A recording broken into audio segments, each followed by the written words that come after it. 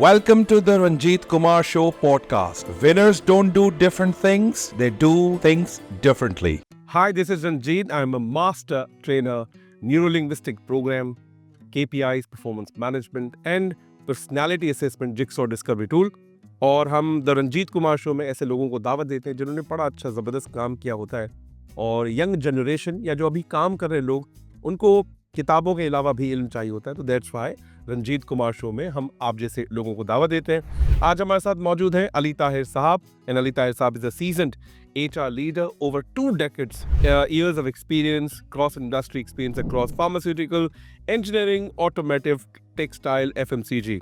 Apart from this, currently serving as a Group General Manager HR at SJ&G Pharmaceutical Group, and he has led a large scale of companies in the perspective of HR, IR and transformation. और आज हमारी इनके साथ बहुत सारी company में जो काम किया है उसके हवाले से बात होगी. और मैं चाहूँगा कि अली ताहिर साहब, ओवर टू यू. हम चाहेंगे थोड़ा सा अपने बारे में और मज़ीद बताएं जितना हम आपसे सुनना चाहते हैं और लोग आपको सुनना चाहते हैं ताकि वो मुस्तफ़ीद हो आपके इल्म से और आपके तजर्बे से. Over to you sir. Thanks Ranjit, बहुत शुक्रिया आपका और इनवाइटिंग मी. और माशाल्लाह जो आपने बड़े अच्छे वर्ड्स यूज़ किए मेरे लिए, thanks very much. Experience almost 20 years plus माशाल्लाह हो चुका है अल्हम्दुलिल्लाह. Different top national multinational companies में जो है HR, IR, एडमिनिस्ट्रेशन तमाम चीज़ें जो है मैं डील करता रहा हूँ. उसमें कह लें कि फ़िरोज़ 1888 से करियर स्टार्ट हुआ मेरा एज मैनेजमेंट ट्रेनिंग. उसके बाद फिर सेमेस पाकिस्तान कह लें आप, बड़ा एक अच्छा नाम वहाँ पे रहा मेरा. रैकेट बिनकीज़र का रहा मेरा, आयशा स्टील मिल का रहा. इसके अलावा जो है कि ICT Karachi international container terminal जो है वहाँ पे कुछ टाइम मैंने काम किया. हिल्टन फार्मा जो है वहाँ पे मेरा रहा. फिर गंधारा इसुजू जो ट्रक एंड बसेस का काम कह लें, वहाँ पे एक लॉन्गेस्ट टेन्योर मैंने गुजारा. और इसके अलावा अल-फतेम ग्रुप का अल-गाज़ी ट्रैक्टर्स है पाकिस्तान में, वहाँ मैंने हेड किया डिपार्टमेंट को. और यूनियन फैब्रिक्स टेक्सटाइल में वहाँ मैंने काम किया. और आजकल जो मेरी मसरूफियात हैं उसमें कह लें कि SJ&G फज़ल-ए-इलाही जो कह लें कि एक अच्छा रिनाउंड ग्रुप है और सुकराल के नाम से लोग जो है वो जानते हैं. तो बेसिकली एग्जैक्टली FMC. चाय मीठी पीनी है लेकिन कैलोरीज नहीं होनी चाहिए. तो वो भी हमारा ही प्रोडक्ट है. तो अल्हम्दुलिल्लाह सारे काम चल रहे हैं आज. एक्सेलेंट. अली ताहिर साहब, मुझे अंदाज़ा तो हो गया कि बहुत loads of knowledge and treasure of experience लोगों को मिलने वाला है. तो हमारे प्रोग्राम की एक रिवायत है कि हम सबसे पहले शुरू करते हैं रैपिड फायर राउंड से. तो उसमें होगा क्या, मैं सवाल करूंगा, 1 वर्ड 1 लाइन आंसर करना चाहे, एक्सप्लेन भी करना चाहे, it's up to you, but 1 word 1 line answer हो तो ज़बरदस्त. Ali Tahir Sahab, 1 leadership habit that actually worked for you in tough times. जो बहुत बड़ा टफ टाइम आता है, कौन सी एक ऐसी लीडरशिप क्वालिटी है जो लगता है कि यार यही काम करती है उस वक्त, वो कौन सी है? अच्छा, आई थिंक इसमें शायद 2 मैं कहूँगा. एक पहली और दूसरी, चले जी. आई थिंक क्रिटिकल थिंकिंग है. क्रिटिकल थिंकिंग और सेकेंडली असर्टिवनेस. असर्टिवनेस, क्रिटिकली चीज़ों को वैल्यूएट करना और उसके बाद फिर उस पर असर्टिव रह के और फिर जो है वो डिसीजन लेना. तो आई थिंक ये 2 चीज़ें. और आप किस स्किल के बड़े फैन हैं, क्रिटिकल के या असर्टिवनेस के? आप किसके बड़े? असर्टिवनेस के. असर्टिवनेस का मैं समझता हूँ ये ऐसी चीज़ है जिसमें आप कड़वे और मीठे फैसले एक ही टोन में लेते हैं, बड़ा मजा आता है. करना पड़ता है, ये करना पड़ता है और इस पोजीशन पे करना पड़ता है. एग्जैक्टली ऐसे ही है. दूसरा सवाल जी, जो मैं समझता हूँ कि कुछ लोगों के लिए दर्द सर है, लेकिन अब मैं समझता हूँ कि ये ही असल फ्यूचर है, वो है Gen Z at work place, asset और चैलेंज. 1 word for them. देखिए HR में तो एसेट ही होता है. Asset, people are assets. हाँ, एग्जैक्टली. वो Gen Z भी एसेट है हमारा. उन्हें डायरेक्शन देना हमारा काम है. आई थिंक डायरेक्शन नहीं मिल रही है प्रॉपर्ली, उन्हें गाइडेंस नहीं मिल रही है, लेकिन दे आर एसेट. इसका मतलब उनको नहीं, हमें सीखने की जरूरत है, वो चलेंगे क्या? एग्जैक्टली, बिल्कुल ऐसे ही है. जबरदस्त. तीसरा सवाल आपसे है जी, AI इन HR, हाइप और रियल वैल्यू. थोड़ा सा इसका 1 वर्ड शायद ना हो, क्योंकि एक कॉम्बिनेशन है हाइप का भी और रियल कह लें कि रियलिटी का भी. आप कॉम्बिनेशन बता दें. अच्छा, मेन इशू क्या है बेसिकली, जो AI है ना उसमें कह लें कि एक्सपीरियंस एक्सपोजर बड़ा इंपॉर्टेंट है. हमारे पास एक्सपीरियंस एक्सपोजर का थोड़ा सा ज़रा कह लें कमी है. जिनका एक्सपोजर है, एक्सपीरियंस है, उनके लिए हाइप नहीं है, रियलिटी है, उन्हें करना है. और जिनके लिए नई चीज़ है, बल्कि मैं एग्जांपल अच्छी करता हूँ. मैं जापान मेरा जाना हुआ, आई थिंक 2017 की बात है, 16 की बात है. अब जापान जब मैं गया हूँ तो मेरा जो इंट्रैक्शन हुआ लोगों के साथ, और जब मैंने चेक इन किया अपने होटल में, जो पहली चीज़ थी मेरी वो थी टॉयलेट का commode. You even can't imagine कि जो उनका कमोड है वो इतना सोफिस्टिकेटेड हाईली टेक कमोड था उनका कि उसमें जो है आप बैठे और उसने फ़ौरन आपका बॉडी टेम्परेचर जो है मेंटेन कर दिया। अच्छा, उसके बाद क्या किया कि अगर आपका पेट ख़राब है कुछ है तो उसने जो है वो आपका साउंड मेकिंग का उसमें बनाएगा वो आपका। अच्छा, फिर क्या करेगा वो ऑटो फ्लश, वो तो खैर आ ही चुका है, या बात कर रहा हूँ ऑलमोस्ट 10 ईयर्स अर्लियर। अच्छा, फिर क्या हुआ कि उसमें अगर आपको फील होता है तो वो परफ्यूम स्प्रे कर रहा होगा। एक्सीलेंट। बताइए, अब उन्होंने क्या किया, हम ए में बात करते हैं मशीन लर्निंग की, हाँ। उन्होंने कमोड लर्निंग पे चले गए वो लोग। Commode learning. अच्छा, अब ये सोचें कि वहाँ से जब मैं आया हूँ तो मेरे लिए अब कोई नई चीज़ नहीं है। नई चीज नहीं है। अब एआई मेरे लिए रियलिटी है कि यार करना ही करना है भाई, दुनिया कहाँ से कहाँ पहुँच गई है। तो एक्सपोजर एक्सपीरियंस नहीं है तो हाइप है। हाइप है, इट्स ऑल हाइप। उनके लिए जो सीखना चाहते हैं उसको अडॉप्ट करना चाहते हैं। करना चाहता अच्छा, वैसे सवाल बन नहीं रहा लेकिन मैं आगे भी पूछूंगा एक लाइन और। आप चैंपियन हैं, आप एआई को बड़ा प्रमोट करते हैं, आप एआई को यूज़ करते हैं, बराबर वाला कहता है अबे वाह यार सारा दिन एआई में लगे रहते हैं, वहाँ से चीटिंग करते हैं, कॉपी पेस्ट करते हैं, ऐसे लोगों को क्या कहेंगे? देखिए, बात यह है कि आपको कहीं ना कहीं जाके ना अपने आप को चेंज तो करना पड़ेगा। नीड ऑफ द आवर क्या है बेसिकली? देखिए, जो काम कन्वेंशनल वे में मेरे कह लें कि फोर फादर्स जो वो करते रहे हों, आज टेक्नोलॉजी आ गई है, मैं कहता हूँ जी कि आज मुझे जो है वो हज पे घोड़े बैठ के जाना चाहिए, तो ऑफ कोर्स पॉसिबल नहीं होगा ना, मुझे जहाज़ लेना पड़ेगा मुझे। तो जो नीड ऑफ द आवर है वो देखनी पड़ेगी। बिल्कुल कहीं ना कहीं जाके आपको टेक सेवी होना पड़ेगा। और मैं समझता हूँ इट्स मैंडेटरी एज वेल। जी बिल्कुल। और एक और सवाल जी, one skill every professional must build in 3 years 2026, 27, 28, कौन सी टॉप 3 स्किल्स होनी चाहिए जो सीखनी चाहिए हर लेवल पे, रिगार्डलेस वो एचआर में है या नहीं है? देखिए, मेरे ख्याल से टेक सेवी होना बड़ा इंपॉर्टेंट है। Number 1 tech savvy sir. Tech savvy होना बड़ा इंपॉर्टेंट है। ठीक है। अच्छा, उसके बाद अब मुझे नहीं पता ये स्किल्स है या नहीं है, लेकिन कम्युनिकेशन जो है it's one of the beautiful skill. Exact और मैं समझता हूँ कि आप कोई भी टूल चलाएं या कोई भी किसी से कोई काम करवाएं, communication is everywhere. AI is also communication ना, बिल्कुल ऐसे ही है। Tech is also communication. मैं टूल के थ्रू आऊंगा आपके साथ। बिल्कुल ऐसे ही एक हो गया टेक सेवी, दूसरा कम्युनिकेशन। क्रिटिकल थिंकिंग बड़ी इंपॉर्टेंट है। आज के दौर में क्रिटिकल थिंकिंग अगर नहीं है नहीं है तो आप प्रॉब्लम में आ जाएंगे। मेरा मानना है ये। और अगर प्रॉब्लम में नहीं आते तो साइडलाइन किए जाए। The last question before the break is one mistake leaders should stop doing or making immediately, जो अभी भी कर रहे हैं 2026 के हिसाब से। अच्छा, मेरा अपना जो एक्सपीरियंस रहा है, जो मेरा अपना एक्सपोजर रहा है लोगों के साथ काम करने का, और जो मैंने जो डील किया है, आई थिंक हमारे पास थोड़ा सा माइक्रो मैनेजमेंट का एलिमेंट बहुत ज़्यादा है।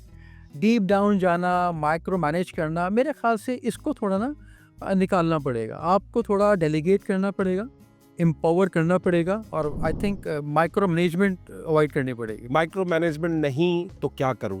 माइक्रो मैनेज नहीं करना चाहता तो लोगों को क्या करना चाहिए? Delegate, empower. लेकिन डेलीगेट से इनसिक्योरिटी आ गई तो कहीं ना कहीं कुछ कहते हैं ना कि प्रोज एंड कॉन्स भी होंगे, मेरिट्स डिमेरिट्स भी होंगे, लेकिन जब तक आप ट्राई नहीं करेंगे आपको आइडिया नहीं होगा कि ट्रस्ट करना है कि नहीं करना है, इनसिक्योरिटी आएगी कि नहीं आएगी। ट्रस्ट तो करना पड़ेगा। माइक्रो मैनेज छोड़ने के लिए एम्पावरमेंट सीखो, डेलीगेशन सीखो।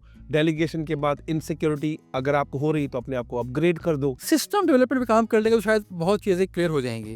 एब्सोल्युटली परफेक्ट ताहिर साहब, थैंक यू वेरी मच। छोटा सा एक ब्रेक लेते हैं और रैपिड फायर यहाँ राउंड खत्म होता है। रैपिड फायर नहीं, it's a complete package of the program as well. उसके बाद बात करते हैं मजीद टॉपिक्स पे, मजीद सवाल। Thank you very much, God bless. Welcome to the Ranjit Kumar Show podcast. Winners don't do different things, they do things differently. Tahir साहब, बड़ा जबरदस्त rapid fire round is a full platter of knowledge.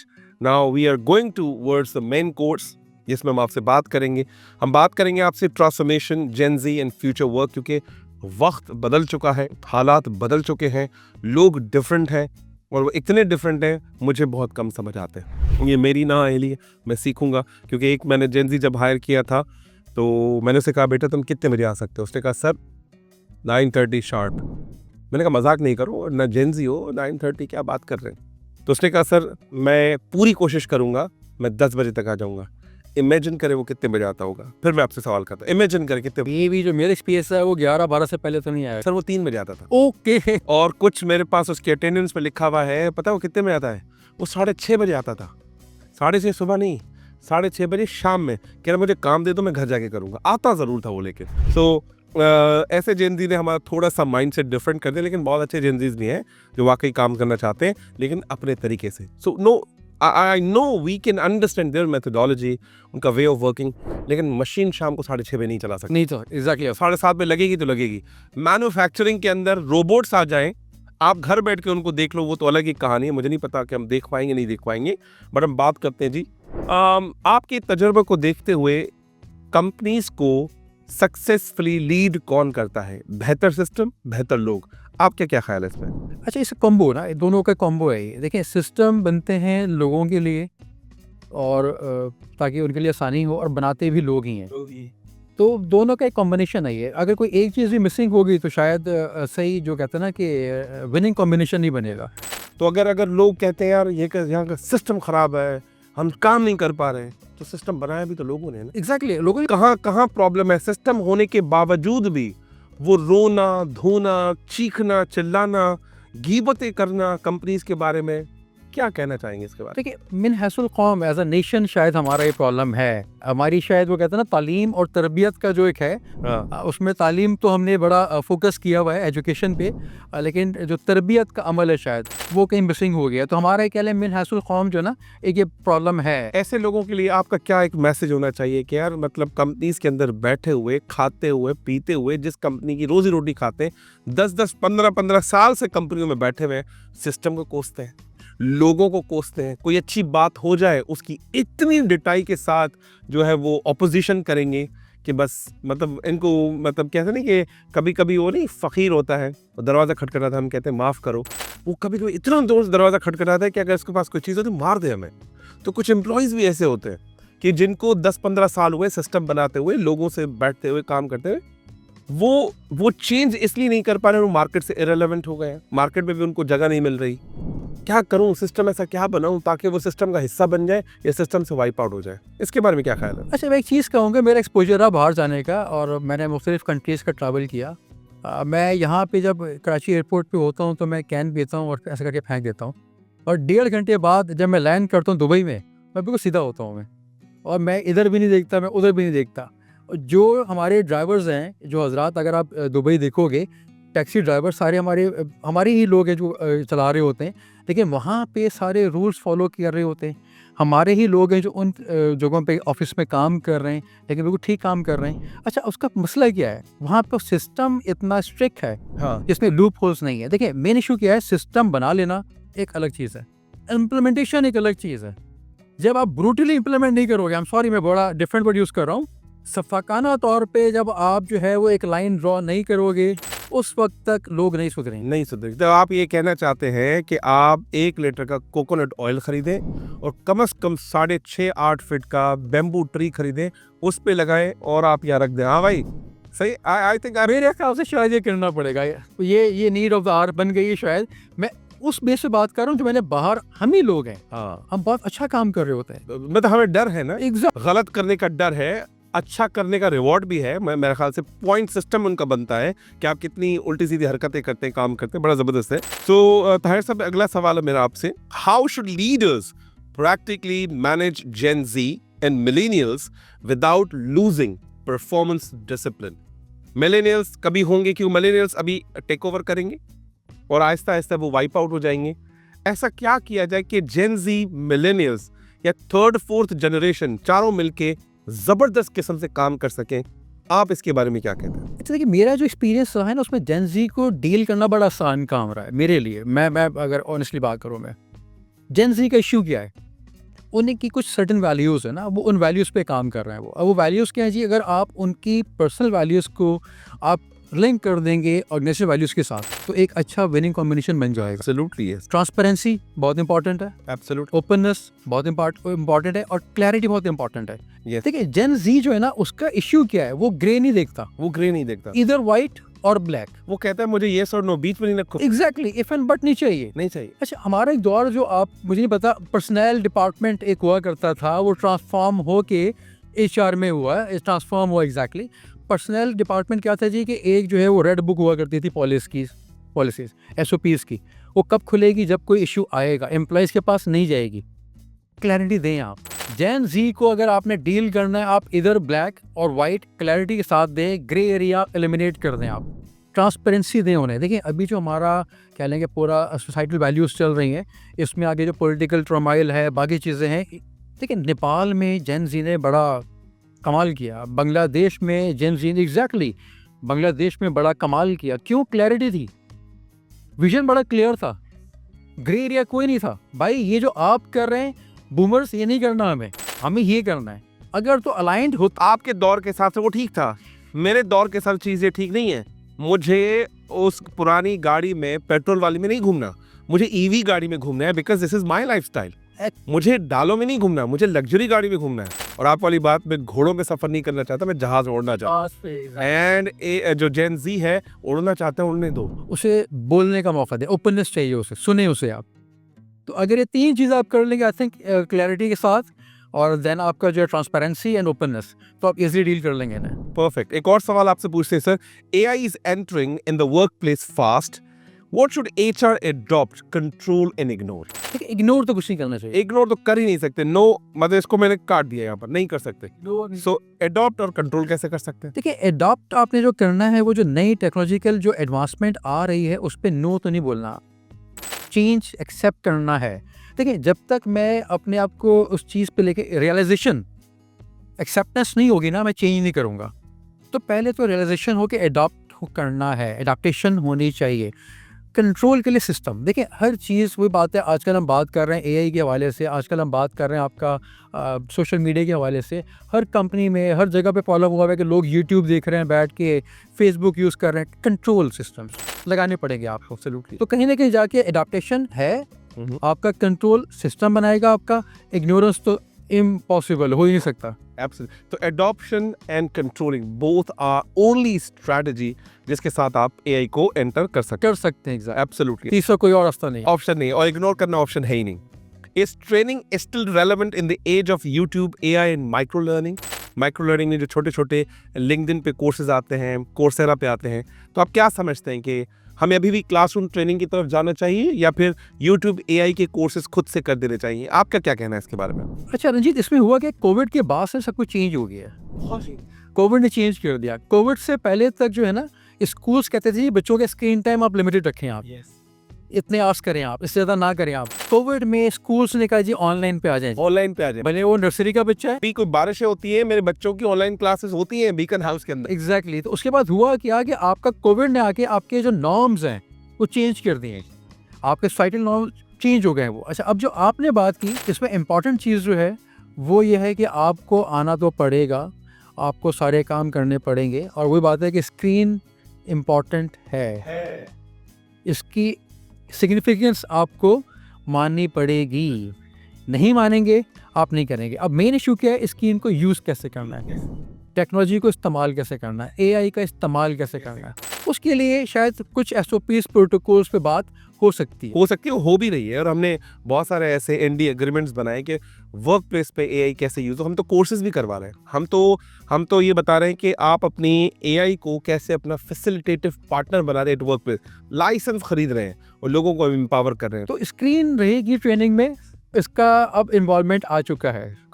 Last question before the break is, how critical is the role of a coach mentor in building future leaders in today's market?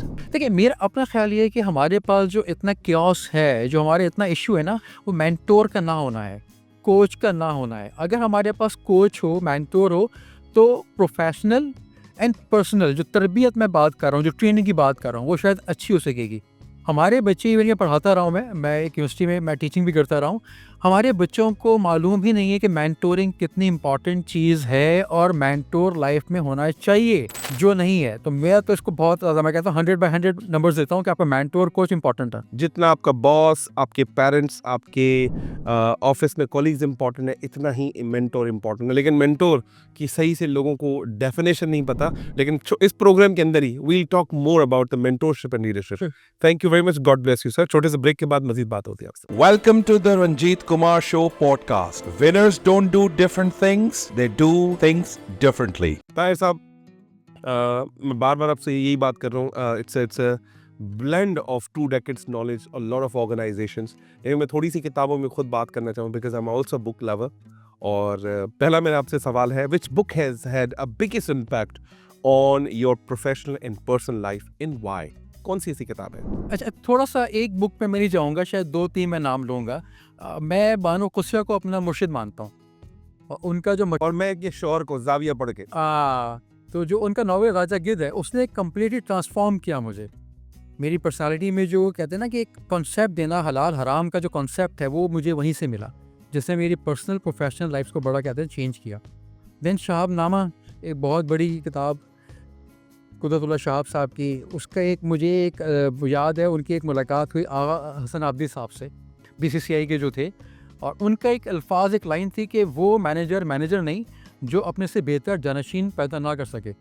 ये line मुझे मेरी कहता ना वो जहन में बैठ गई। अच्छा, इसके अलावा एक केन ब्लैंचेट की बुक है 1 मिनट मैनेजर, बड़ा ट्रांसफॉर्म किया उसने मुझे, बहुत ट्रांसफॉर्म किया। और रिसेंटली जो मुझे बड़ी अच्छी बुक लगी और जो मैंने इम्प्लीमेंट किया अपनी लाइफ में, वो थी एटॉमिक हैबिट्स, जेम्स क्लियर की। एग्जैक्टली, एटॉमिक हैबिट्स पढ़ के मैंने अपना डायबिटीज़ कंट्रोल किया। Excellent. ये बड़ा इनका इम्पैक्ट है इन 4 बुक्स का। So the books can change your life अगर बुक्स को सही दोस्त बनाते हैं। बिल्कुल ऐसा ही है। अतायर साहब, और एक और सवाल आपसे, having seen different industries, how do you compare the workforce mindset across the country and across the whole industry? Workforce कैसा डिफरेंट है इन सारी कंपनियों में आपके हिसाब से? अच्छा देखिए, वर्क फोर्स के ना थोड़ा समझना, डायनेमिक्स समझने पड़ेंगे हमें। डायनेमिक्स क्या है हमारे? वो ये है कि मैं अगर लेट्स की बात करता हूँ, मेरा इंटरनल कस्टमर मेरा एम्प्लॉई है ना, अब वर्क फोर्स मेरी वही सारी आ रही है। अब आप देखिए मेरे पास सिस्टम्स क्या है, एक मुझे आता है सिंध बोर्ड का, एक आता है मेरे पास पंजाब बोर्ड का, एक आता है मेरे पास फेडरल बोर्ड का, एक आता है मेरा आगा खान बोर्ड का, एक आता है मेरे पास कैम्ब्रिज का। इन सब की मैंटालिटी डिफरेंट है, इन सब का बॉटअप डिफरेंट है। अब इन सब को लेके और किसी एक जगह बैठना और फिर इनसे काम करवाना, कंबाइंड शेयर्ड गोल पे बात करना आसान काम नहीं है। अच्छा, फिर क्या सेक्टर बड़ा मसला हुआ है।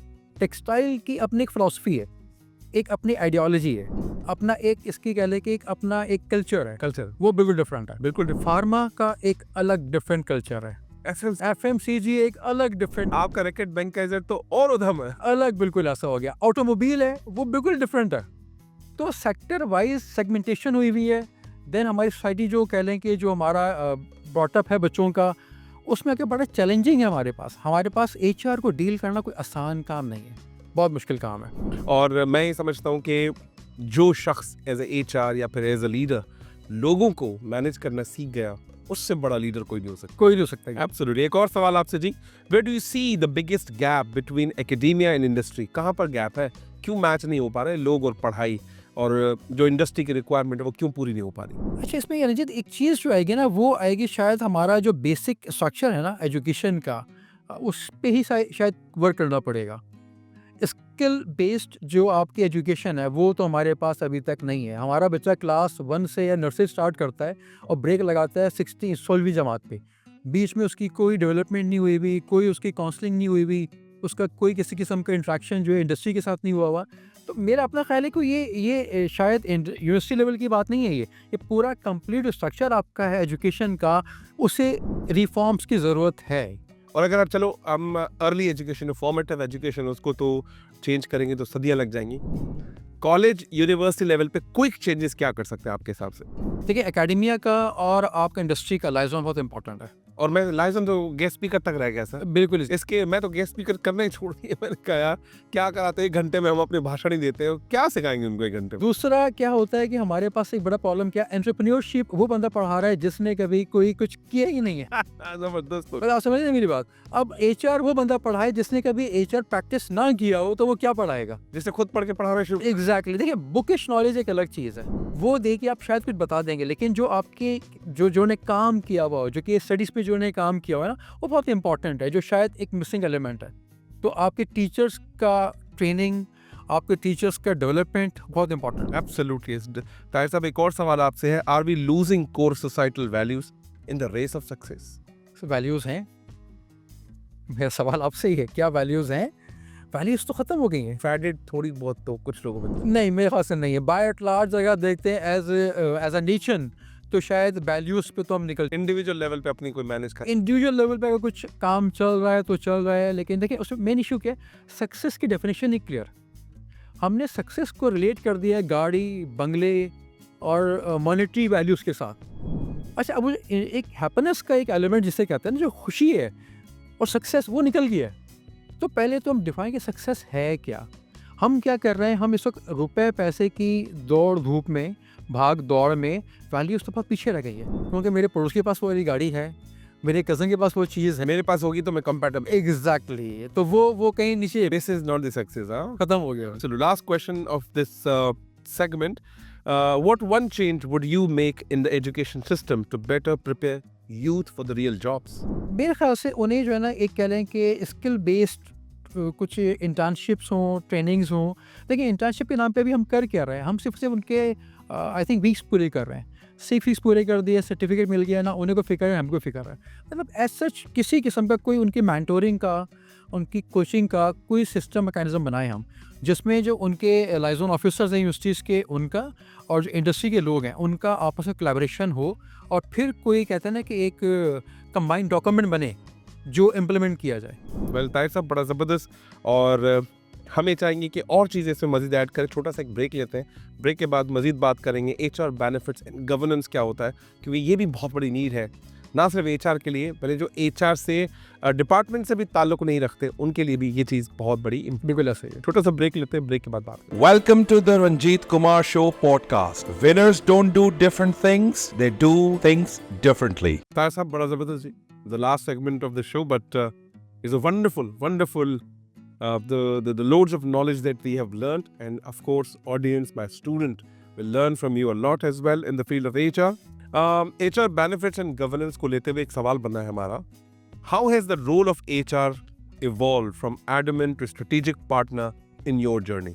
अच्छा, देखिए, अभी तक जो बात करते हैं हम, उसमें मेन इशू क्या था, पहले पर्सनल डिपार्टमेंट था, मेन फोकस पर्सनल इश्यूज़ पे था, देन एडमिनिस्ट्रेशन का था। अब वो आपका स्ट्रेटजिक पार्टनर बन चुका है, HR का रोल बड़ा इंपॉर्टेंट हो चुका है वो। तो ये इवॉल्व होना था, नीड ऑफ द आवर, ये होना था। वो जो मैंने बताया ना कि कल्चर हुआ करता था, जनाब की पॉलिसीज़ बनी हुई हैं, वो रेड बुक है और वो आपने संभाल के रखी हुई है। नहीं, अब ऐसा नहीं है। अब तो मैनुअल्स आपने दिए हैं, अब तो इंट्रानेट आपने बनाया कंपनी का, उस पर आपने जो है पॉलिसीज़ डाल दी हैं। तो ये HR का जो रोल है एज स्ट्रेटजी पार्टनर, वो आना था। देखिए, मेन इशू क्या है कि सिस्टम्स काम नहीं करते, मशीन्स काम नहीं करती, लोग काम करते हैं। काम आपने लोगों पे करना है, बिहेवियर पे करना है, एटीट्यूड पे करना है, उनका IQ, उनका EQ, उनका इंटेलेक्ट लेवल, उस पे काम करना है आपने। उसके लिए HR पे आना पड़ेगा। और मैं समझता हूँ कि HR को इतना आसान बना दो कि हर बंदा दरवाज़ा खटखटा सके। बिल्कुल। लोगों ने इतना मुश्किल बना दिया है कि फ़ोन भी आता है तो रूह काम जाती है कि यार HR से कॉल आ गए। आगे बात करते नहीं। What employee benefits matter most today beyond the salary? देखिए, एम्प्लॉय मैटर्स जो हैं वो बहुत सारे हैं जो ऐसा कहते हैं कि मैटर करेंगे, और उसमें देखिए, सैलरी का तो ऑफ कोर्स एक अलग चीज़ है। हमारी जो सोसाइटी में जो नीड्स हमारी हैं वो डिफरेंट है। उसमें सबसे इम्पॉर्टेंट चीज़ क्या है जी, आपका वर्क इन्वायरमेंट बहुत इम्पॉर्टेंट है। आपका जो कह लें कि पर्सन बेनिफिट्स का जो एक पूरा कंप्लीट पार्ट है, मेडिकल का है, बाकी चीज़ें हैं, बहुत इंपॉर्टेंट है। अच्छा, इन तमाम चीज़ों में जो एक और चीज़ बड़ी इंपॉर्टेंट है, जो अब जेन Z के हवाले से बड़ा है, वो रिस्पेक्ट और रिकग्निशन का एलिमेंट है। ये बहुत इंपॉर्टेंट है। वो कहते हैं जी, हम जब काम करें एक्नॉलेजमेंट होनी चाहिए, इंडोर्समेंट होनी चाहिए, और रिस्पेक्ट। जो पहले एक दौर था, वो कहते हैं ना कि हम वो गुलामों वाला दौर जो था, क्या हम गुलाम हैं? एग्जैक्टली तो वो शायद निकलना पड़ेगा। तो जेन ज़ी कहता है कि रिस्पेक्ट के मामले में एब्सोल्युटली नॉट, कॉम्प्रोमाइज कोई नहीं है। Exactly, no compromise. तो ये वो फ्रिंज बेनिफिट्स हैं जो आपको सैलरी के साथ देने पड़ेंगे अगर अच्छे लोगों को रिटेन करना है। तो आई थिंक रिस्पेक्ट का कोई सब्स्टिट्यूट नहीं है। बिल्कुल respect is a mandatory benefit. बिल्कुल सही। The last question of the HR benefits governance show के हवाले से, one HR practice every company in Pakistan must fix urgently, वो क्या हो सकता है? Employee recognition. हाँ, आपने अपनी कंपनी में कभी किया है, कहीं और किसी भी कंपनी में किया हो? बिल्कुल ऐसा है। एक कंपनी का नाम ले सकते हैं हम, तो अगर गंधारा का मैं नाम लूँगा, Gandhara industries, Isuzu truck and buses का, वहाँ पे मेरा 5 साल का जर्नी रहा अल्हम्दुलिल्लाह, और वहाँ हमने रियल HR पे काम किया। वहाँ पे जो कंपनी की ट्रांसफॉर्मेशन हुई, उसमें HR का बड़ा रोल था, और उसमें मेन जो था कंट्रीब्यूटिंग फैक्टर था, वो यही था, रिकग्निशन। तो कुछ लोग कंफ्यूज हो जाते हैं, रिकग्निशन मीन्स मुझे कितने वाउचर्स मिल रहे हैं, पैसे मिल रहे हैं, या इससे भी कोई आगे चीज़ है? असल चीज़ मैंने कहा है कि इंडोर्समेंट चाहिए एम्प्लॉई को।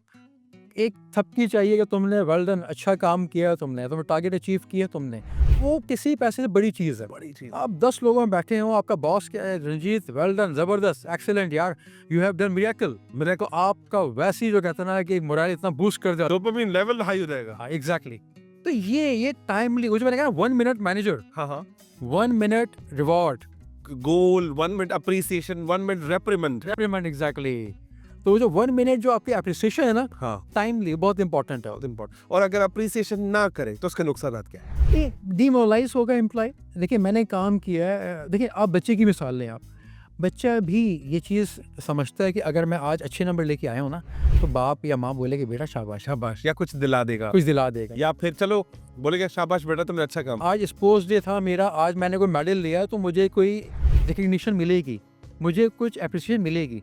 ना मिले उसके लिए वो मेडल जो उसने लिया है शायद वो वर्थ नहीं रहेगी उसकी, नेक्स्ट टाइम शायद वो जान नहीं मारेगा।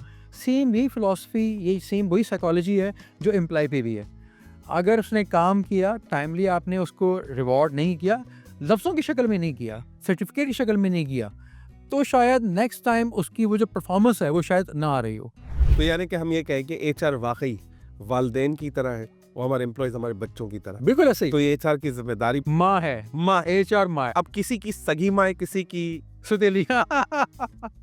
तो मैं ये समझता हूँ कि बच्चों को, मतलब एम्प्लॉय को अपने बच्चों की तरह ट्रीट करो। कोई बच्चे अच्छे होते हैं, कोई बुरे होते हैं, माँ के लिए सब एक जैसे हैं। तो हमें अप्रिशिएट करना चाहिए, रिकॉग्नाइज करना चाहिए, समझाना चाहिए, जहाँ गलती करे थोड़ा सा रेप्रिमेंड भी करना चाहिए। बिल्कुल ऐसा है। तो I think this is a wonderful philosophy. And Tahir साहब, बड़ा ज़बरदस्त लगा आपसे बात करते हुए। मैं चाहूँगा कोई आखिरी अल्फाज आप हमारी तमाम ऑडियंस के साथ करना चाहे, कुछ कहना चाहे, कोई मैसेज देना चाहे। It will be a wonderful for us as well. Thank you. देखिए मैसेज मेरा यही होता है कि बेसिकली हम जिस सोसाइटी में रह रहे हैं ना, यहाँ पे बहुत ज़रूरत है कंट्रीब्यूट करने की। और एक चीज़ जो मैं कहता हूँ हमेशा HR में, तो एम्पैथी, दैट्स व्हाट इम्पॉर्टेंट। अगर एम्पैथी होगी तो सिंपैथी बनेगी, सिंपैथी नहीं आएगी विदाउट एम्पैथी। तो जब तक आप शूज़ में नहीं जाएंगे अगले बंदे के, आप फैसला नहीं कर सकते वो सर्कमस्टांसेस क्या हैं, वो किन हालात से गुजर रहा है, उसके मेन इश्यूज़ क्या हैं। और ये HR का बहुत इंपॉर्टेंट रोल है। एम्पैथी अगर आपके अंदर नहीं है तो आई थिंक आप एक अच्छे HR प्रोफेशनल नहीं बन सकते। आप एचआर का टाइटल तो ले सकते हैं, लेकिन एचआर के सही मायनों में प्रोफेशनल नहीं बन सकते। ताहिर साहब, wonderful discussion over all the 4 segments, Same. and it will saved with us for the lifetime, and this beautiful lesson people will use in life, and trust me, they'll give you a lot of best wishes and prayers that you have shared amazing lessons with us. Thank you. God bless you. Honored. Welcome to the Ranjit Kumar Show podcast. Winners don't do different things, they do things differently.